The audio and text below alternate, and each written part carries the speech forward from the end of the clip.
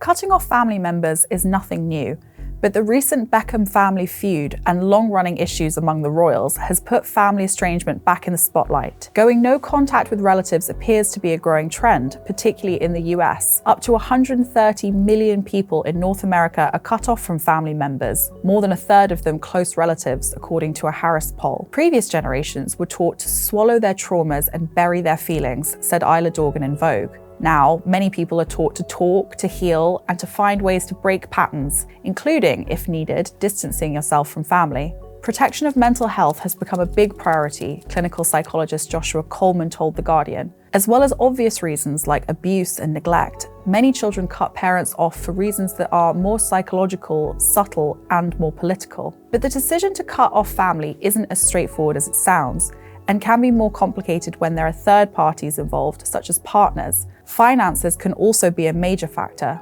Cutting off family means getting rid of a support system many of us take for granted, said Refinery29. There's very little support for people who need to move away from abusive families. In the US, there are a handful of organisations like Together Estranged and Peak. But a similar charity in the UK, Stand Alone, has ceased operations due to a financial struggle, and nothing has yet taken its place. Although estrangement is on the rise, it's often a temporary state. 8 out of 10 estrangements between mother and child eventually end, as well as 7 out of 10 father-child estrangements, according to an Ohio State study. Compassion, empathy, taking responsibility, and not being defensive all help the chances of a reconciliation, Coleman told The Guardian. A post-estrangement coexistence isn't for everyone, said Dorgan in Vogue. Some traumas run far too deep to patch things up. But for others, the anger dissipates over time, and estrangement isn't the final chapter, but instead a holding place.